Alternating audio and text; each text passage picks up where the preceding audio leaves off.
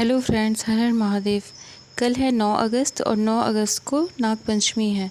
तो नाग पंचमी की हार्दिक शुभकामनाएं आप सभी को। आइए सुनते हैं नाग पंचमी की पौराणिक कथा, जो कि इस प्रकार है। नागपंचमी पर्व से संबंधित पौराणिक कथा के अनुसार प्राचीन काल में एक सेठ जी के 7 पुत्र थे। सातों के विवाह हो चुके थे। सबसे छोटे पुत्र की पत्नी श्रेष्ठ चरित्र की विदुषी और सुशील थी, परंतु उसके भाई नहीं था। एक दिन बड़ी बहू ने घर लीपने को पीली मिट्टी लाने के लिए सभी बहुओं को साथ चलने को कहा तो सभी धलिया और खुरपी लेकर मिट्टी खोदने लगी। तभी वहां एक सर्प निकला, जिसे बड़ी बहू खुरपी से मारने लगी। ये देखकर छोटी बहू ने उसे रोकते हुए कहा, मत मारो इसे, ये बेचारा निरपराध है। ये सुनकर बड़ी बहू ने उसे नहीं मारा। तब सर्प एक ओर जा बैठा।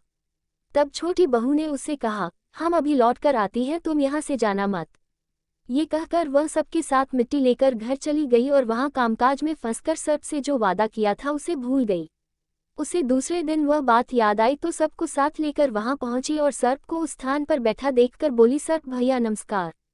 सर्प ने कहा, तू भैया कह चुकी है, इसलिए तुझे छोड़ देता हूँ, नहीं तो झूठी बात कहने के कारण तुझे अभी डस लेता।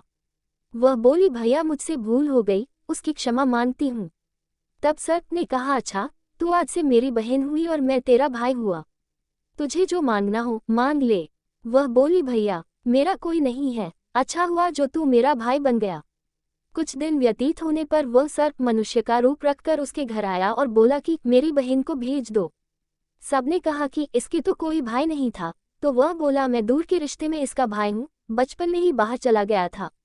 उसके विश्वास दिलाने पर घर के लोगों ने छोटी को उसके साथ भेज दिया। उसने मार्ग में बताया कि मैं वही सर्प हूँ, इसलिए तू डरना नहीं और जहाँ चलने में कठिनाई हो वहाँ मेरी पूंछ पकड़ लेना।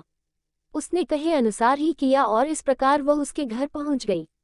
वहाँ के धन ऐश्वर्य को देखकर वह चकित हो गई। एक दिन सर्प की माता ने उससे कहा, मैं बाहर जा रही हूँ, तू अपने भाई को ठंडा दूध पिला देना। उसे यह बात ध्यान न रही और उसने गर्म दूध पिला दिया, जिसमें उसका मुख बुरी तरह जल गया। ये देखकर सर्प की माता बहुत क्रोधित हुई, परंतु सर्प के समझाने पर चुप हो गई। तब सर्प ने कहा कि बहन को अब उसके घर भेज देना चाहिए। तब सर्प और उसके पिता ने उसे बहुत सा सोना, चांदी, जवाहरात, वस्त्र भूषण आदि देकर उसके घर पहुंचा दिया। इतना ढेर सारा धन देखकर बड़ी बहू ने ईर्ष्या से कहा, भाई तो बड़ा धनवान है, तुझे तो उसे और भी धन लाना चाहिए। सर्प ने यह वचन सुना तो सब वस्तुएं सोने की लाकर दे दी। ये देखकर बड़ी बहू ने कहा, इन्हें झाड़ने की झाड़ू भी सोने की होनी चाहिए। तब सर्प ने झाड़ू भी सोने की लाकर रख दी। सर्प ने छोटी बहू को हीरा मणियों का एक अद्भुत हार दिया था।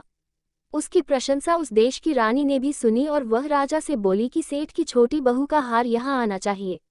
राजा ने मंत्री को हुक्म दिया कि उससे वह हार लेकर शीघ्र उपस्थित हो। मंत्री ने सेठ जी से जाकर कहा कि महारानी जी छोटी बहू का हार पहनेंगी, वह उससे लेकर मुझे दे दो।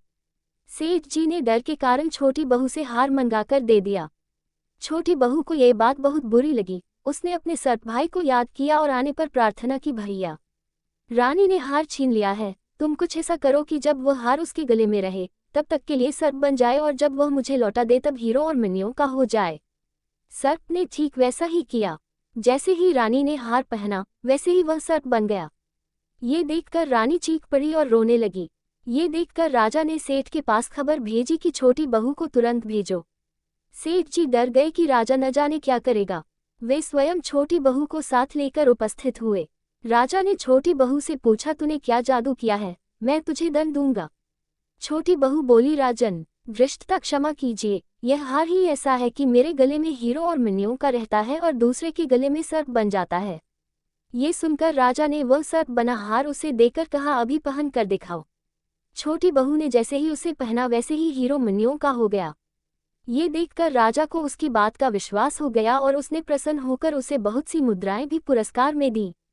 छोटी बहू अपने हार और धन सहित घर लौट आई। उसके धन को देखकर बड़ी बहू ने ईर्ष्या के कारण उसके पति को सिखाया कि छोटी बहू के पास कहीं से धन आया है। ये सुनकर उसके पति ने अपनी पत्नी को बुलाकर कहा, ठीक ठीक बता कि यह धन तुझे कौन देता है। तब वह सर्प को याद करने लगी। तब उसी समय सर्प ने प्रकट होकर कहा, यदि मेरी धर्म बहन के आचरण पर संदेह प्रकट करेगा तो मैं उसे डस लूंगा। ये सुनकर छोटी बहू का पति बहुत प्रसन्न हुआ और उसने सर्प देवता का बड़ा सत्कार किया। उसी दिन से नागपंचमी का त्योहार मनाया जाता है और स्त्रियां सर्प को भाई मानकर उसकी पूजा करती हैं। हमारी नागपंचमी की कथा समाप्त हुई और आपको कैसी लगी ये कथा हमें ज़रूर कमेंट करके बताइएगा। आपको हमारा वीडियो अच्छा लगता हो तो please like, comment, subscribe, share it. और हमारे साथ ऐसे जुड़े रहने के लिए बहुत ही धन्यवाद।